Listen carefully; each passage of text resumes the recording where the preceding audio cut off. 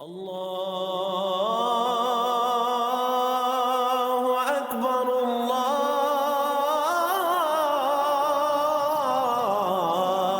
اکبر۔ اعوذ باللہ من الشیطان الرجیم، بسم اللہ الرحمن الرحیم۔ فکر اقبال یوٹیوب چینل میں تمام ساتھیوں کو خوش آمدید۔ آج بات کرتے ہیں پیرانے پیر حضور غوث پاک کی، ولیوں کے سردار کی۔ آپ نے فرمایا بغداد کے شہر میں قدمی حاضہی علی راقبت کلی ولی اللہ، میرا قدم تمام ولیوں کی گردنوں پر ہے۔ جس نے جو عقیدت رکھی، جو محبت رکھی، اتنا بلند درجہ پا گیا۔ آپ کے اس فرمان کے سامنے جس نے سر تسلیم خم نہیں کیا، ولایت کے منصب سے معزول ہو گیا۔ علی بن ہیتی آپ کے دور میں بہت بڑے بزرگ تھے۔ جب آپ نے یہ اعلان کیا تو آپ آگے بڑھے اور آپ کے دونوں قدم اٹھا کے اپنی گردن پر رکھے اور فرمایا لوگوں کے دوسرے ولیوں کی گردنوں پر ایک قدم ہے، لیکن میری گردن پر دونوں قدم ہیں۔ تو آپ کے مریدین نے سوال کیا کہ آپ نے ایسا کیوں کیا؟ آپ ہمارے مرشد ہیں۔ تو آپ نے فرمایا میں نے اعلان باطن میں سنا ہے، جو غوث پاک کے سامنے سر تسلیم خم نہ کرے اس کو ولایت کے منصب سے معزول کر دیا جائے۔ آپ تمام سلاسل جو روحانی ہیں اس کے سردار ہیں۔ جب آپ نے اعلان فرمایا کہ میرا قدم تمام ولیوں کی گردنوں پر ہے، اور یہ اعلان تمام جتنے بھی اولیاء اللہ ہیں یا جو اولیاء اللہ کی ارواح عالم ارواح عنکبوت میں تھی ان کو بھی سنایا گیا فرمان، جو آنے والی تھی، جو گزر گئی، ان کو بھی سنایا گیا۔ تو جب آپ نے یہ اعلان فرمایا تو اس وقت خواجہ معین الدین چشتی اجمیری رحمۃ اللہ علیہ ایران کے پہاڑوں میں عبادت و ریاضت کر رہے تھے۔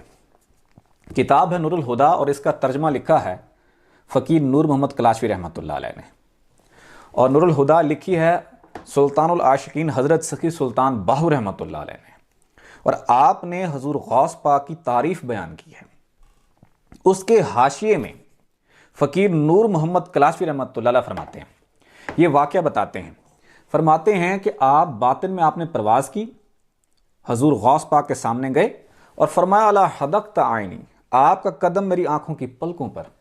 ادب کیا، احترام کیا اس حکم کے اوپر۔ تو حضور غوث پاک نے فرمایا کہ میں تم سے خوش ہوا ہوں۔ تو آپ نے فرمایا اگر خوش ہوئے ہو تو آپ ہمیں بغداد کا والی بنا دیں۔ حضور غوث پاک نے فرمایا بغداد شہاب الدین کو دے چکا ہوں، جہاں سے سہر ورد سلسلہ ہے روحانی، جہاں سے کلندر پاک آئے، کلندر پاک کا سہر ورد سلسلہ تھا۔ تو آپ کو ہندوستان دیا، تم ہندوستان میں، ہند میں میرے والی ہو، ہند میں آپ میرے جانشین ہو۔ اور پھر آپ نے خواجہ معین الدین چشتی اجمیری رحمۃ اللہ علیہ کو ہندوستان بھیج دیا۔ اب خواجہ معین الدین چشتی اجمیری رحمۃ اللہ علیہ آپ سے عقیدت رکھتے ہیں، اور آپ آشعار بیان کرتے ہیں، آشعار کی صورت میں آپ کی مدح سرائی فرماتے ہیں حضور غوث پاک کی۔ فرماتے ہیں یا غوث معظم نور خدا، اے غوث اعظم ہدایت کے نور، مختار نبی مختار خدا، آپ کو مکمل اختیار ہے حضور پاک کی بارگاہ سے بھی، اور مکمل اختیار ہے خدا کی بارگاہ سے بھی۔ سلطان ولایت قطب اولا، آپ ولایت کے بادشاہ ہیں اور اعلیٰ ترین قطب ہیں۔ حیران ز جلالت ارض و سما، آپ کی جلالیت سے، آپ کی جلالی طبیعت سے، آپ کے جلال سے زمین و آسمان حیرت میں پڑ گئے ہیں۔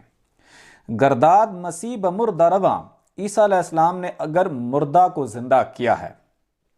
دادی تو بدین محمد جاں، تو نے دین محمد کو جلا بخشی ہے، تو نے دین محمد کو زندہ کیا ہے۔